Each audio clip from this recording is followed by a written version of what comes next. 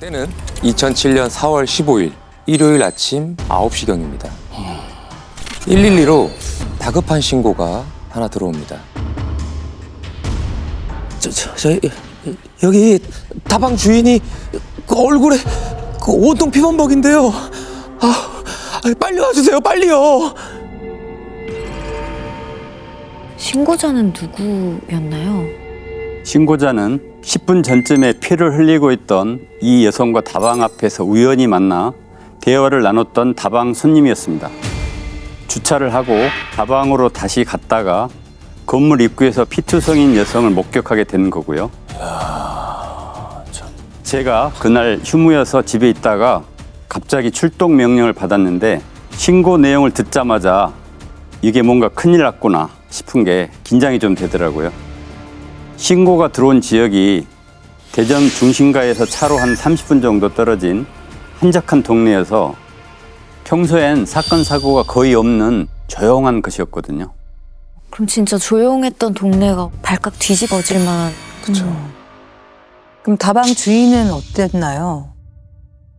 먼저 도착한 지구대원의 얘기를 들어보니 여성이 건물 앞에 쪼그리고 앉아 있었다고 하는데요.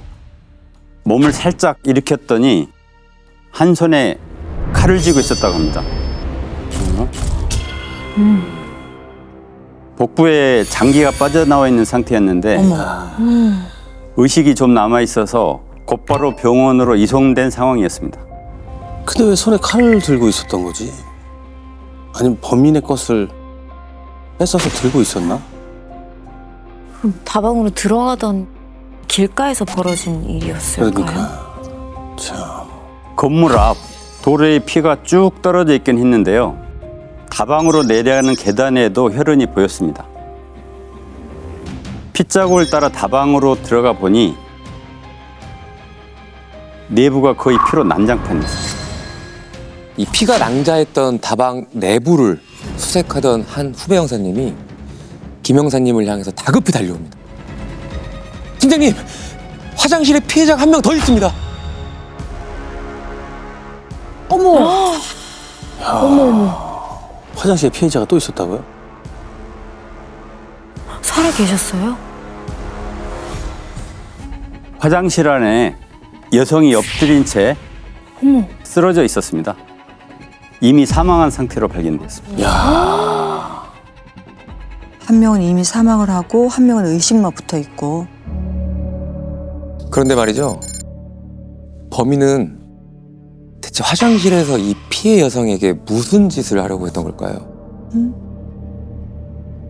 화장실에서 발견된 이 여성을 본 김 형사님은 어쩌면은 범인이 성범죄 목적으로 침입한 걸로 추정을 합니다. 성범죄요? 피해자가 짧은 치마에 검정 스타킹을 신고 있었는데요.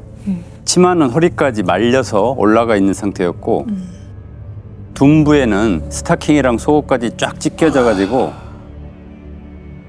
살갗이 환히 보이는 그런 상태였습니다. 아이고야.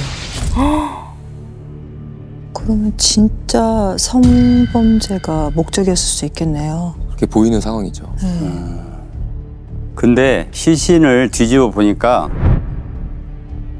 칼에 몇 번 찔려서 사망한 그런 상황이 아니었습니다. 목 앞쪽이 거의 반쯤 잘려 나간 상태였습니다. 뒤에서 목을 잡고 이렇게 뒤쪽에서 뒤에서 한 거예요. 기관지며 혈관이 아예 절단돼 있었고요. 목을. 이게 무슨... 그러면 성폭행 하려고 하다가 반항하니까 막 그렇게까지 했다. 그럴 수 있는 건가요? 아무리 그래도 그렇게까지 잔인하게는. 그런데 좀 이상했던 게 시신의 저항은이 전혀 없었습니다. 시신이 발견됐던 그 자세로 만약 범인이 강제로 성폭행을 하려고 했다면 허벅지 뒤쪽이나 다리 안쪽, 팔 이런 데 멍자국이라도 남아있어야 했는데 그런 게 전혀 없었습니다. 저항이 없었다. 그럼 혹시 피해자가 의식을 잃고 나서 벌어진 사건일까요? 그럴 가능성이 높아 보였습니다. 피해 여성을 공격해 제압한 뒤에 의식이 없는 상태에서, 즉 저항이 완전히 불가능한 상태에서 성범죄를 저질렀을 것으로 추정됐습니다. 야, 참. 의식이 남아있던 다방 주인이 무사히 깨어만 난다면 구체적인 상황을 맞춰볼 수 있었는데 마냥 기다릴 수만 없어서 다방 내부를 감식하는 동안 범인이 멀리 도주하지는 못했을 걸로 보고서 바로 인근에 대해서 수색을 실시했습니다. 근데 아침 9시 이전에 이미 범행이 벌어진 것 같은데요.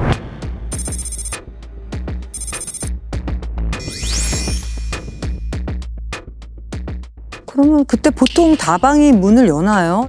그러게요. 갑자기 그날 일찍 열었을 리는 없고 이 다방이 평소 언제 문을 열고 닫는지 아는 사람이었을 수도 있다는 생각이 듭니다. 아, 그럼 혹시 범인이 단골 손님 중 한 분일 수도 있겠네요.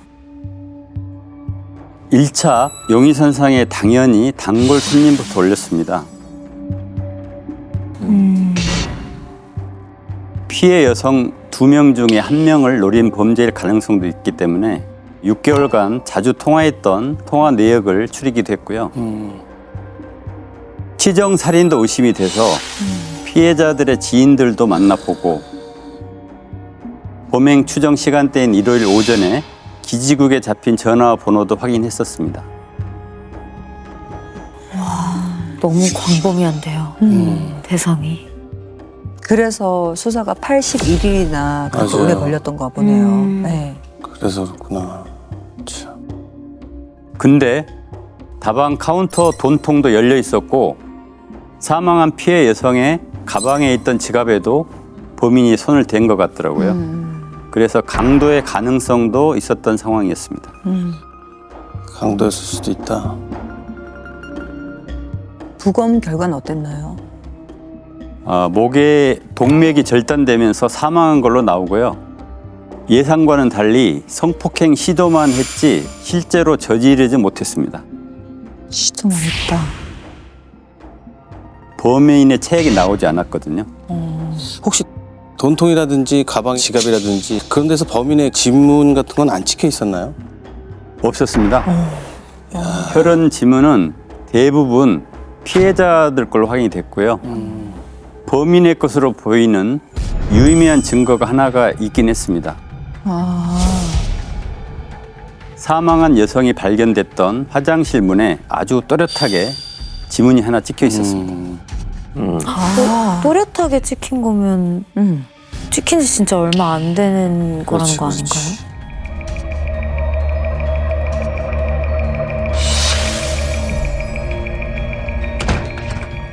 누구였나요? 그게 확인이 됐어요?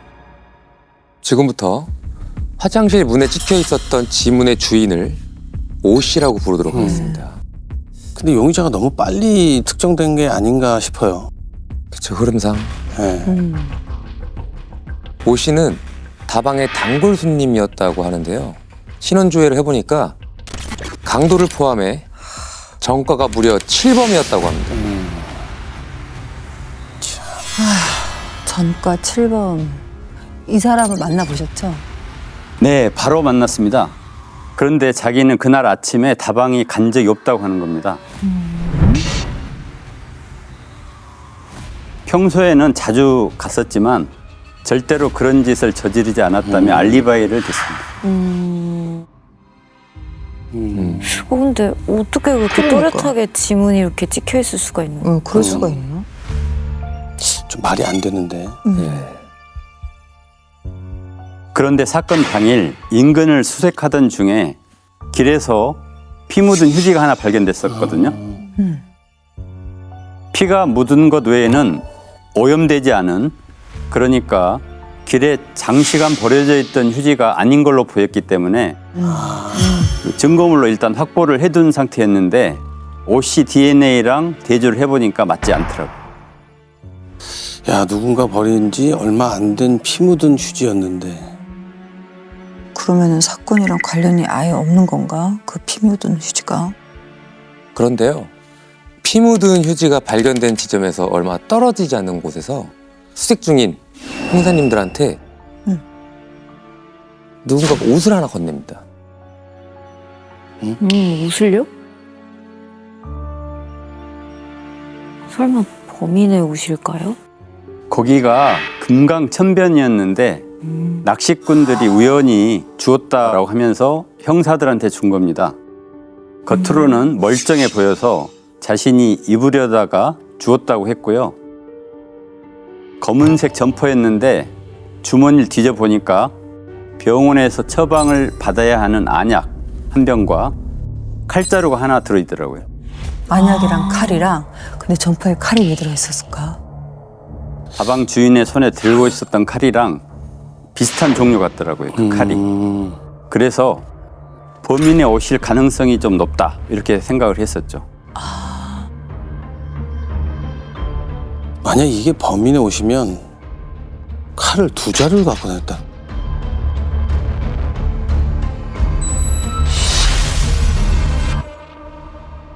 그래서 바로 감식을 맡겼고 그 안약을 처방받은 사람들의 리스트를 받아서 조사에 들어갔습니다.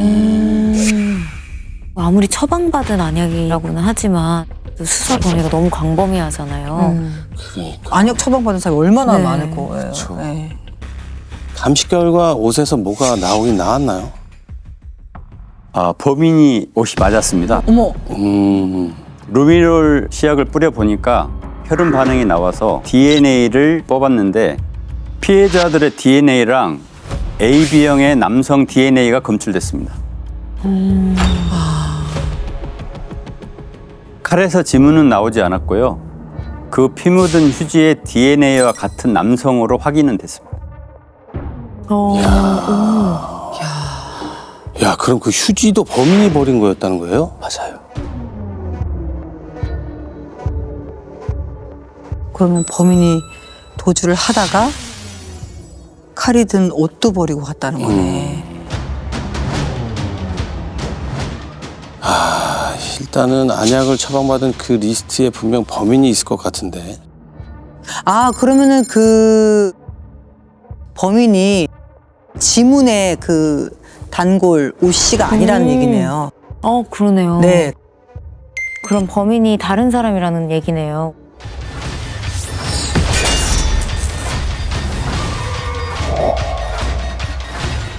지금까지의 결론은 그렇습니다. 네. 범인이 아닌 게 분명한 상황이긴 하죠.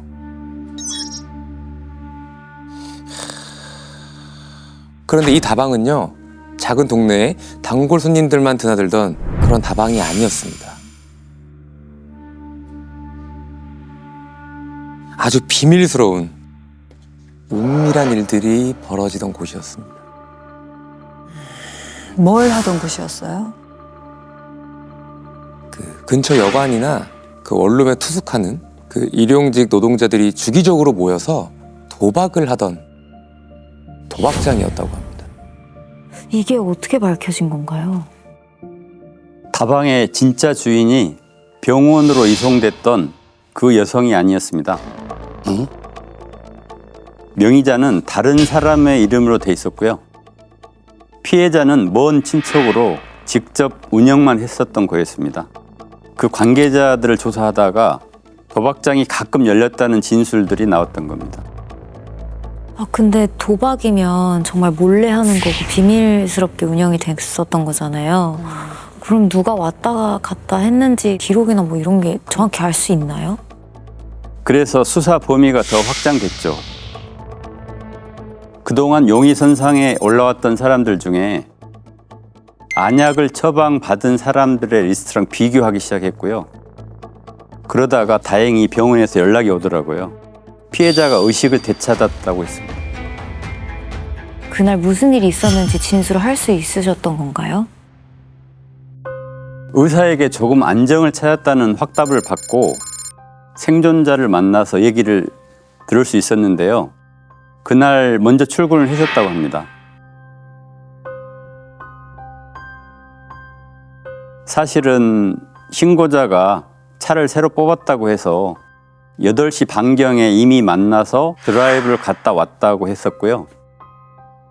분명히 종업원이 청소를 하고 있는 걸 보고 나간 상황이었는데 막상 다방에 돌아와 보니 청소도 다 돼 있질 않고 조용하더랍니다. 그러면 이미 가게 안에서 무슨 일이 벌어진 것 같은데 이상한 기분이 들어서 종업원 이름을 몇 번 재차 불렀을 때쯤 갑자기 화장실에서 어떤 남자가 불쑥 나왔다고 합니다.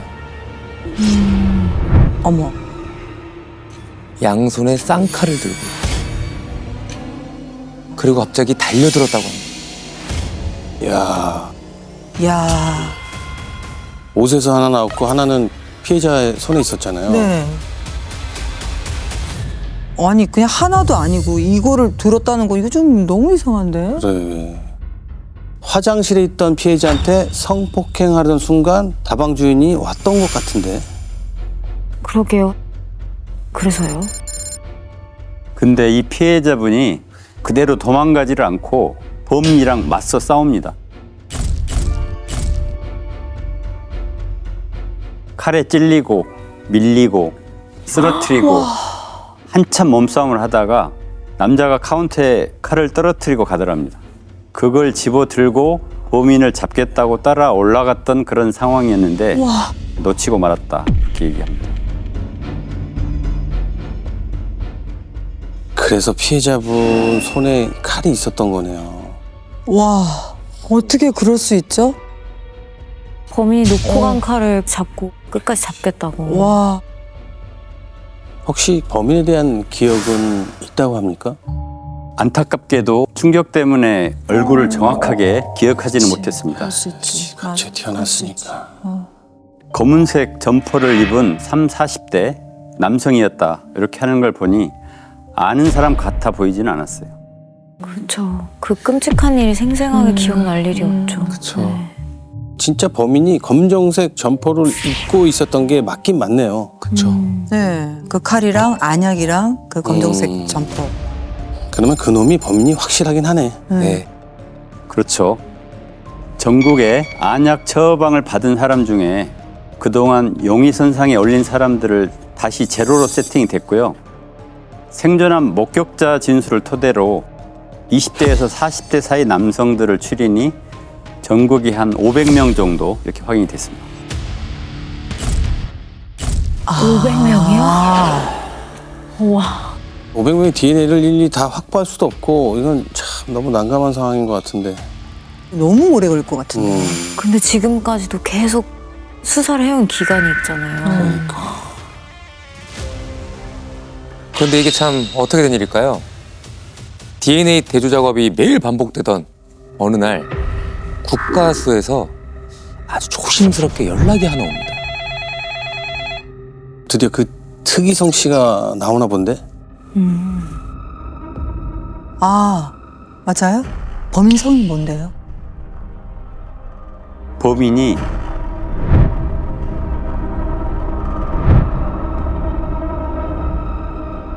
오 씨일 거라고 했습니다.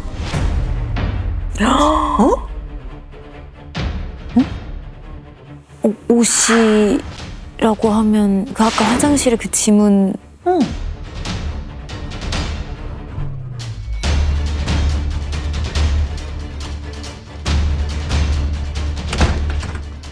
아니 근데 아까 옷 씨랑 피 묻은 휴지랑 DNA 맞췄는데 아니라면서요.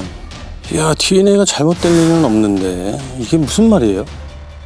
사실은 최초 용의자였던 오 씨의 DNA와 범인과 불일치하다는 연락을 받고 너무 막막한 심정이 있었습니다.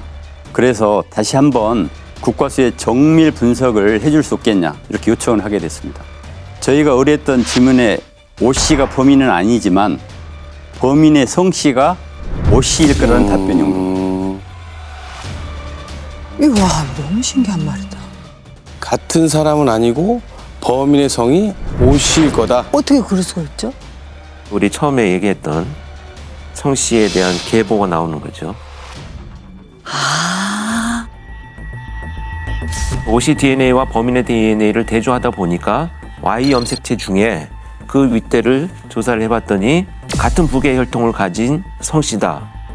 그래서 이제 만약에 이 수사팀에서 의뢰한 지문에 오씨 DNA가 애초에 없었다면 아마 이 결과도 안 나왔겠죠. 그러니까 지문의 주인이었던 사람이 오 씨가 아니었다면 애초에 대조도 못했던 상황이라는 거잖아요. 그렇습니다. 와. 맞습니다. 저희도 국과수 연락을 받고 믿기지가 않았습니다. 한 번도 이런 방법으로 범인을 찾았다는 얘기를 들어본 적이 없었거든요. 네. 일단 국과수에서 보내준 의견에 희망을 걸어보기로 하고 처방전 대상자들 중에서 나이 제한 없이 50만 추렸는데 50명 정도로 압축이 됐습니다. 그래도 생각보다 오씨가 엄청 많은 것 같아요. 그러네요. 10분의 네. 1이나 오씨였다고 하니까. 많다. 그 중에서도 AB형의 남성들을 우선적으로 DNA를 채취해서 보냈는데 한 보름쯤 지났을 무렵에 국과수에서 연락이 왔습니다. 일치하는 DNA가 나왔다. DNA로 범인의 성씨를 최초로 특정했다는 게 이렇게 풀렸던 거네. 이게 최초인 거죠. 두 사람이 같은 성씨였다는 게 맞아, 정말 맞아. 신기한 것 같아요. 정말 신기한 것 같아요. 네. 예. 잡힐 운명이었던 거죠. 그니까요. 예. 네. 운명이 아니라 범인은 100% 잡힙니다. 네, 맞습니다.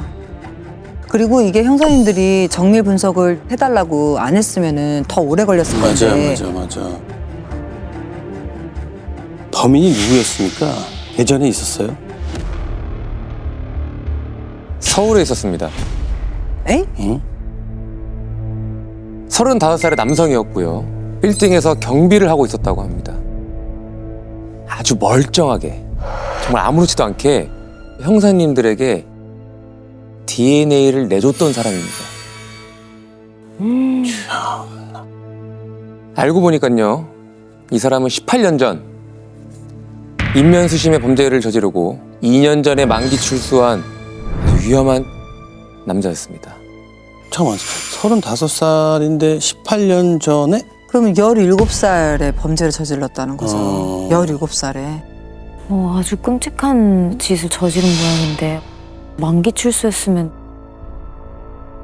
야, 이게 뭔 짓을 저지른 거예요, 그러면?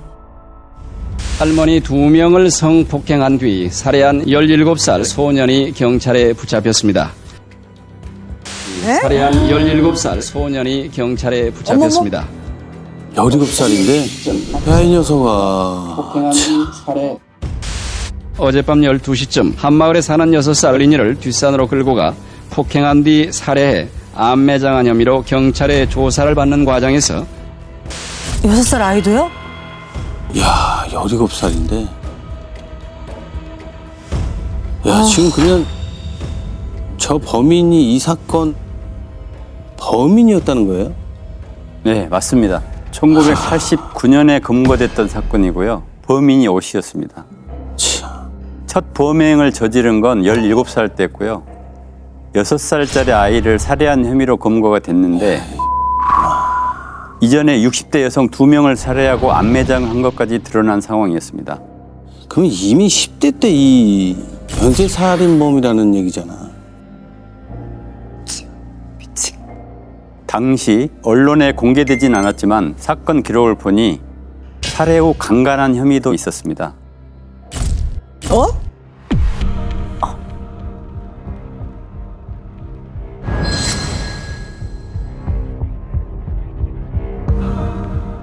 이야, 인간이 아니네.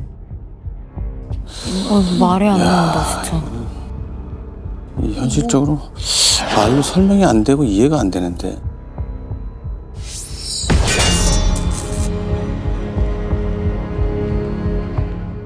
진짜 끔찍한 거는 이게 다방 화장실에서 발견된 그 여성의 속옷이랑 스타킹이 찢겨 있었던 것도 그렇고 어쩌면은 이미 살해한 후에 그랬었던 것 같은데요, 이게. 저항은이 하나도 없던 게 뭐 그럴 수도 있겠다는 생각이 네. 듭니다. 참. 에휴. 아니 근데 왜 저거밖에 안 살고 나온 거야? 아, 진짜. 제발. 당시 법적으로는 소년범에게 내릴 수 있는 최대 형량이 15년이에요. 그래, 아. 이럴 줄 알았어. 그래서 치료 감호소에 15년을 복역을 한 겁니다. 그래서 만기 출소를 하고 나와도 30대였다는 거야. 그렇죠. 아 근데 치료감호소라니 진짜 이게 치료가 되나요? 이 범죄자 예, 똑같이 처벌받는 거예요. 형에 산입이 되는 건데 치료감호도 구금 형태는 똑같아요. 다만 이제 거기에서 전문 의사들이 치료도 하고 약을 처방하기도 하고 이런 같이 있는 거죠. 똑같은 복역은 하는 거죠. 그렇죠. 네, 교도소에서. 근데 참 대단하다. 어떻게 아무렇지도 않게 형사님들한테 그 DNA를 내준 거죠? 15년을 교도소에서 있었잖아요. 그러니까 이 DNA가 뭔지도 몰랐을 거야. 맞아요. 잡았습니까? DNA를 채취한 직후에 아무래도 뭔가 눈치를 챘는지 직장에서 바로 일을 그만둔 상태였습니다. 그래서 수사팀 전원이 오 씨 거주지, 가족, 형제들 집 앞에 각각 조를 짜서 잠복을 했는데요. 하루 정도 나타나질 않더니 자정이 좀 지난 시각에 집으로 귀가하는 오 씨를 발견해서 바로 검거를 했습니다. 별다른 저항 없이 바로 수갑을 채웠습니다. 범인들은 보통 형사들이 확신을 가지고 검거하러 가면 직감적으로 딱 알거든요. 당시 이 범인도 아 끝났구나, 다 알고 왔구나 체념하는 것처럼 그렇게 보였습니다. 한번 잡혀봤으니 알겠지. 치. 왜 그랬답니까? 아버지 산소에 벌초를 하러 갔다가 가진 돈을 PC방에 다 날리고 차비가 없었다고 주장합니다.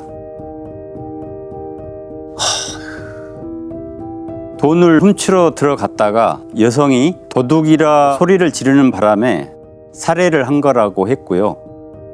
피해자 가방 안에 있던 현금 3만 원, 돈통에 들어있던 현금 2만 5천 원 가지고 나왔다 이렇게 진술을 하고 있습니다. 아버지 산소에 벌처럼 하나 가 PC방에서 자기가 차비가 없을 정도로 돈을 떨어질 때까지 놀다가 돈이 떨어져서 살해를 했다는 거 아니야.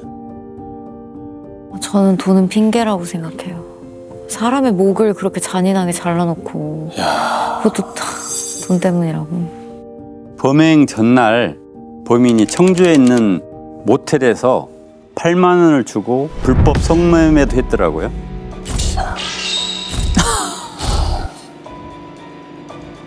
처음부터 서울로 갈 생각이 있었다면은 청주에서 바로 출발을 했어야 되는데 굳이 대전으로 30분 동안 이동한 걸로 보면은 주머니에 돈이 없었다고 하는 것도 이해가 안 됩니다. 핑계인 거죠. 한적한 동네로 이동해서 범인 대상을 물색하고 다녔던 것 같네. 그러니까 성매매할 돈은 있고 고작 차비 몇 푼이 없다는 게 말이 안 되잖아요. 재판 결과는 어떻게 됐습니까? 오 씨는 무기징역을 선고받았습니다. 그래야지, 당연히 그래야지. 처음에 용의선상에 올랐던 사람이 범인과 같은 성씨였다는 게 정말 다시 생각해도 그걸 또 형사님께서 다시 분석해달라고 요청하지 않았더라면 또 범인 잡기가 더 어려웠겠다 싶었을 것 같아요. 즐겨봐 이 채널.